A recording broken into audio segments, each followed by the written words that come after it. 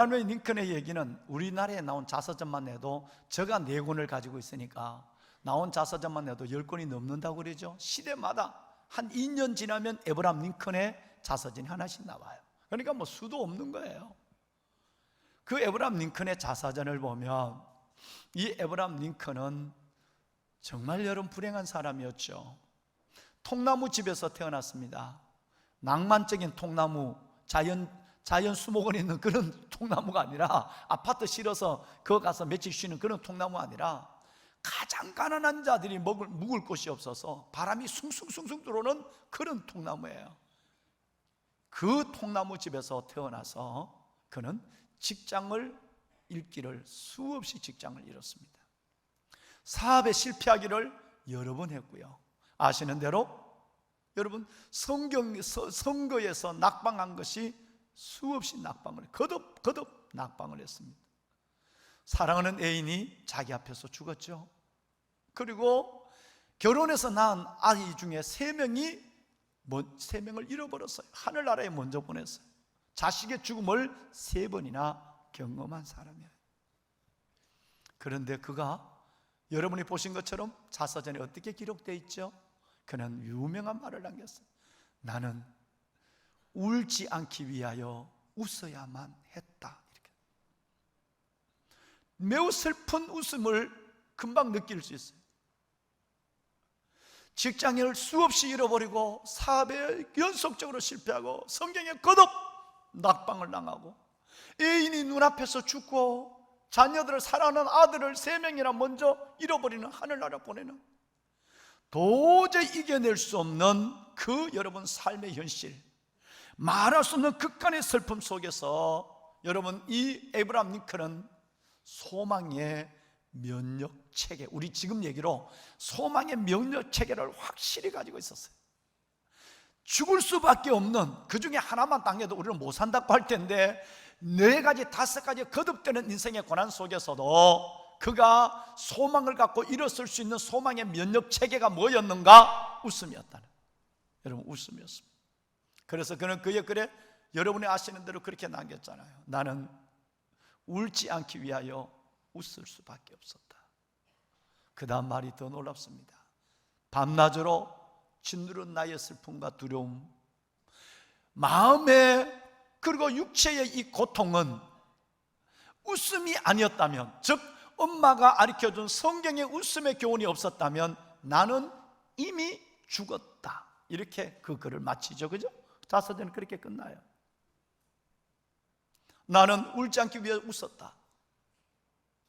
밤낮으로 짓누르는 그 슬픔과 두려움, 이 내면 마음과 육체의 이 고통에서 나는 웃어야만 했다.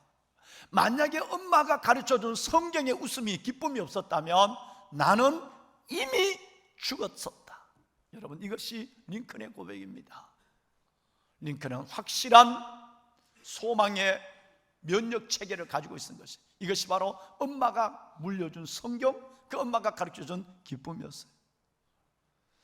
첫째는 예수 그리스도의 대속의 죽음, 구원을, 두 번째는 구원 이후의 웃음을 이 엄마는 확실하게 아들에게 가르쳐준 거예요. 항상 기뻐하라. 항상 기뻐하라. 성경이 가르쳐준 이 기쁨을 이 어린 링컨은 매우 크게 깨달은 거예요. 그래, 웃어야 해. 웃어야 해. 이게 하나님의 뜻이라고 그러니, 내가 바르게 살아가는 게 하나님의 뜻, 그 전에, 내 기도하기 전에, 내가 예배하기 전에, 내가 주를 위해서 섬기기 전에 제일 먼저 요구되는 것이 바로 기쁨이야. 항상 기뻐하라. 이것이 하나님의 뜻이라 엄마가 가르쳐주고 성경이 말하고 있으니까 나는 웃어야 해. 그리고 웃은 거예요. 애인이 죽어도, 자식을 잃어도, 선거에 낙방해도, 직장을 잃어도, 사업을 무너져도 여러분 그는 울기 싫어서 웃은 거예요. 그런데 끝내는 하나님이 그 웃음을 참 행복의 웃음으로 바꿔줬어요. 재미난 얘기를 대부분 알고 계시지만 한 번 더, 책에 보셨지만 한 번 더 들어볼까요? 링컨의 이야기에 재미난 이런 이야기가 한두 군데 책에 나오더라고요. 링컨은 변호사였죠. 어느 날 여러분 한 청년이 강도 혐의로 법정에 서게 됐어요. 한 청년이 강도 혐의로 법정에 서게 됐는데, 이 청년에 대해서 링컨이 쭉 사건 기록을 보다 내가 변호해 주마. 그리고 링컨이 그 청년을 변호하기로 결심하고 법정에 섰습니다.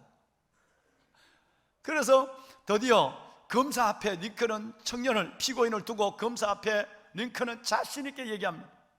이 피고인의 어머니의 말에 의하면, 이 피고인의 어머니의 증언에 의하면 이 피고인은 출생부터 한 번도 가난한 부모님과 함께 농장을 떠난 일이 없습니다. 태어난 이후에 줄곧 엄마와 더불어서 농장 일을 한 착한 청년입니다. 그런데 이 청년이 엄마를 멀리 떠나서 그렇게 무서운 강도짓을 했다는 것은 그의 성장 환경이나 그의 살아온 삶에는 도무지 믿기 어려운 증거가 없는 상황입니다 라고 열변을 토했어요. 그때 검사가 그 링컨의 열변의 변호를 듣고 있다가 검사가 말꼬리를 물고 늘어지기 시작했어요. 검사의 말이 있습니다. 변호사의 말에 의하면 이 청년이 출생 이후 줄곧 어머니를 도와서 농장에 일을 했다고 하는데, 도대체 이 청년이 그러면 1살 때 농장에서 한 일이 무엇이요? 이렇게 물은 거예요. 여러분, 출생 이후 줄곧이라는 말에 말꼬리가 잡힌 거예요. 여기에 걸려서, 여러분, 그러면 출생 이후 줄곧 농장에서 엄마 일을 도왔다고 하는데, 그러면 1살 때 농장에서 도대체 뭔 일을 했단 말이요? 이렇게 검사가 물었어요. 여러분, 유치하고 터무니없는 이 검사의 말꼬리를 붙잡고 하는 이 검사의 이 링컨이 화가 뻘엄 났어요. 그런데 그 순간 화가 치밀어 오른 저게 검사야?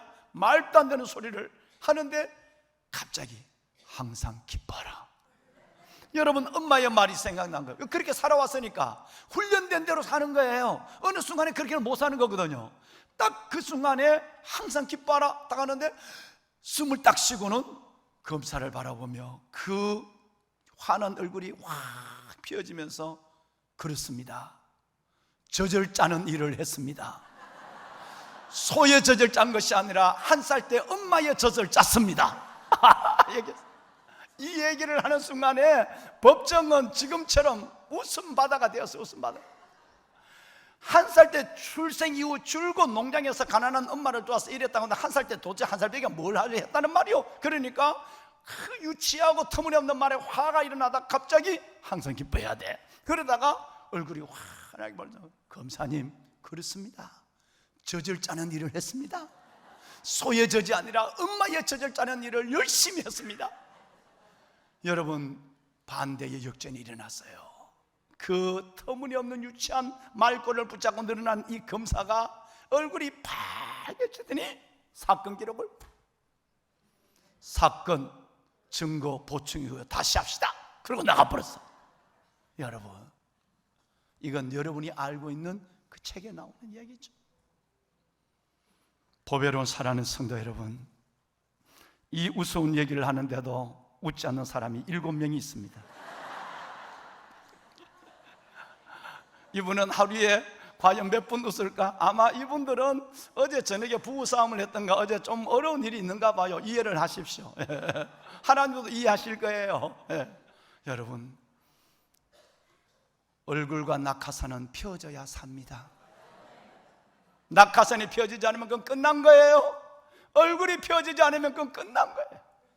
얼마나 성경은 우리에게 이것을 강하게 말씀하고 있는가를 2주 동안 여러분과 함께 나눌 것입니다.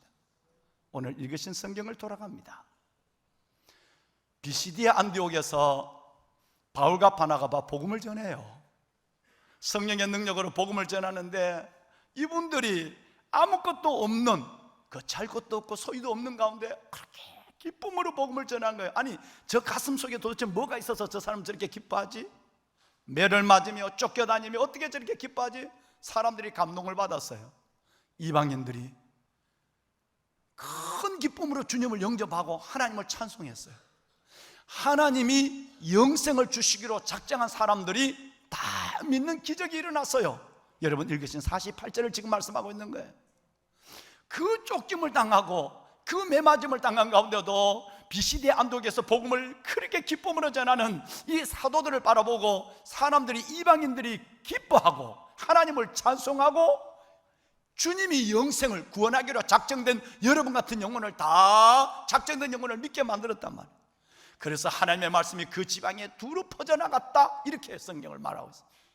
그런데 그 다음에 결과가 어렵습니다. 또 일이 일어났습니다. 50절 말씀을 보시면 여러분, 유대의 기부인들이 유력한 사람, 실력 있는 사람, 여러분 권세 있는 사람들과 같이 연합해서 이 바울과 바나바를 또 박해하기 시작했어요.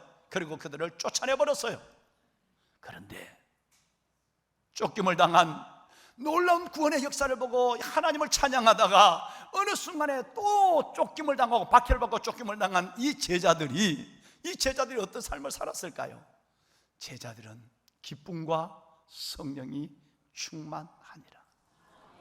여러분, 이것이 우리만 가지고 있는 비밀입니다. 복음의 메리트예요.